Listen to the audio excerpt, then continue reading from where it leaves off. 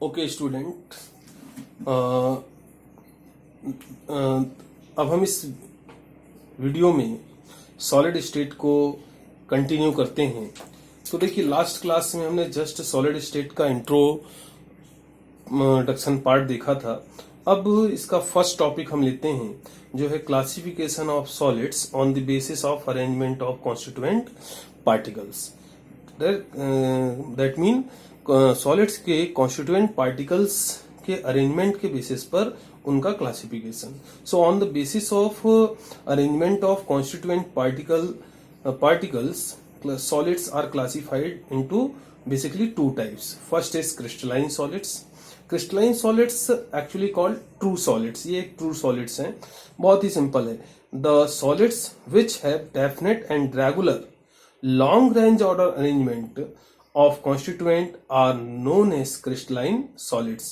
That mean ऐसे solids जिसमें उनके constituent particles का जो arrangement है वो definite होता है, fix होता है, रेगुलर होता है ना, और साथ ही साथ में लॉन्ग रेंज में होता है। That mean long range order, that mean from starting to last एक जैसा अरेंजमेंट होता है। तो उन सॉलिड्स को हम कॉल करते हैं crystalline solids. For example NaCl, sugar, diamond, quartz, iodine, sodium sulphate etcetera, ये सारी जो चीजें हैं वो क्रिस्टलाइन सॉलिड्स में क्लासिफाइड होती हैं, क्रिस्टलाइन सॉलिड्स हैं।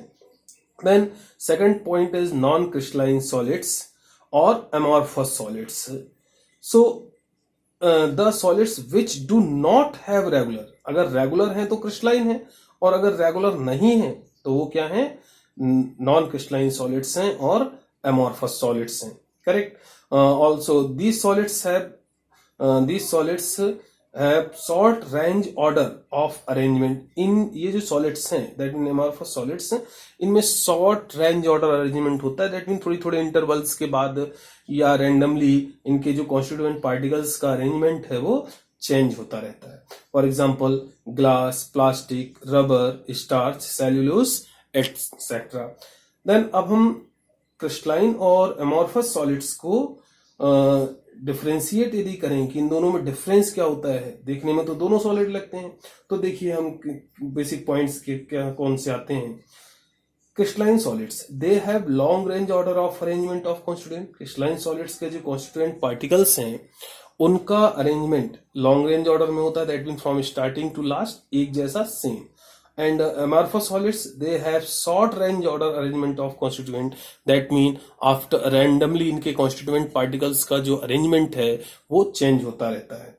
Then crystalline solids, they are anisotropic. जो crystalline solids हैं वो anisotropic नेचर के होते हैं, और amorphous solids जो हैं वो आइसोट्रॉपिक नेचर के होते हैं। अब हम एनाइसोट्रॉपिक और आइसोट्रॉपिक को यदि हम लेते हैं तो isotropic and isotropy same values of physical properties at different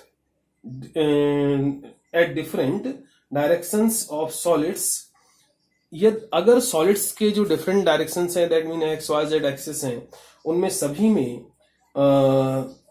physical जो प्रॉपर्टीज हैं लाइक रिफ्रैक्टिव इंडेक्स एटसेट्रा वो एक जैसी मिलती हैं। तो अगर प्रॉपर्टीज एक जैसी हैं तो जो सॉलिड्स हैं उनको कॉल किया जाता है आइसोट्रॉपिक, और मटेरियल को आइसोट्रॉपिक कॉल किया जाता है। And this phenomenon is known as isotropy. और अगर जो प्रॉपर्टीज हैं वो डिफरेंट डायरेक्शंस में डिफरेंट होती हैं, different values of physical properties at different direction of solids. अगर सॉलिड्स के डिफरेंट डायरेक्शन में फिजिकल प्रॉपर्टीज की वैल्यू डिफरेंट है तो जो सॉलिड्स हैं उनको कॉल किया जाता है anisotropic solids, and this phenomenon is called anisotropy. तो हमारे जो amorphous सॉलिड्स हैं वो आइसोट्रॉपिक नेचर के होते हैं, और जो क्रिस्टलाइन सॉलिड्स हैं वो एनाइसोट्रॉपिक नेचर के होते हैं। दैट मीन अगर हम क्रिस्टलाइन सॉलिड की बात करें तो जैसे ही हम डायरेक्शन को चेंज करते हैं जो फिजिकल प्रॉपर्टीज हैं सॉलिड्स की वो चेंज हो जाएंगी। बट amorphous सॉलिड्स में जब हम डायरेक्शंस को चेंज करते हैं तो फिजिकल प्रॉपर्टीज में भी चेंज और सेम, चेंज हो भी सकती हैं और सेम भी हो सकती हैं।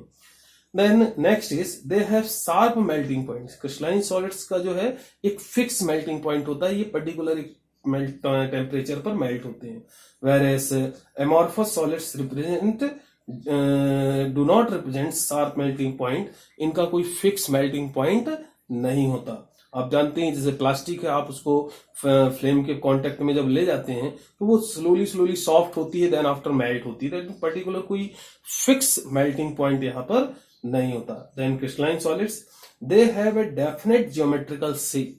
जो क्रिस्टलाइन सॉलिड्स हैं उनका ज्योमेट्रिकल शेप डेफिनेट होता है ना। And amorphous solids, they do not have definite geometrical shape. जो एमॉर्फस सॉलिड्स हैं इनका जो ज्योमेट्रिकल शेप है वो फिक्स नहीं होता, डेफिनेट नहीं होता, दैट मीन चेंज होता रहता है, बदल सकता है। Then crystalline solids, they have a proper plane of cleavage. अगर आप इसको ब्रेक करते हैं, कट करते हैं, तो इनके कट होने पर जो न्यू प्लेन डेवलप होगा वो एक प्रॉपर होगा, that mean just like initial plane, जैसा पहले प्लेन होगा वैसा ही बाद में होगा। But in amorphous solids they do not have proper plane of cleavage, that mean जब आप इनको कट करते हैं, तोड़ते हैं, तो जो न्यू प्लेन डेवलप होगा उसका कोई भी पर्टिकुलर ऑर्डर नहीं होगा, वो कैसा भी हो सकता है, कुछ भी हो सकता है, ठीक है।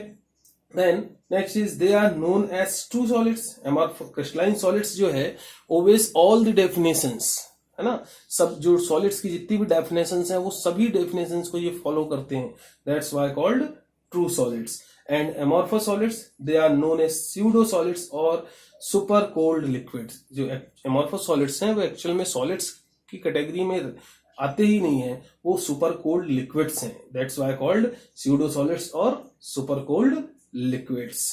Okay students, so this is the basic classification of solids. On the basis of arrangement of constituent particles, solids are classified into basically two types, crystalline and amorphous. If constituent particles are regularly arranged, then solids called crystalline solids, and if they do not arrange regularly, that means constituent particles not arranged regularly, then solids called amorphous solids. तो इस video के लिए इतना ही। अब next topic हम लेंगे अपने next video में।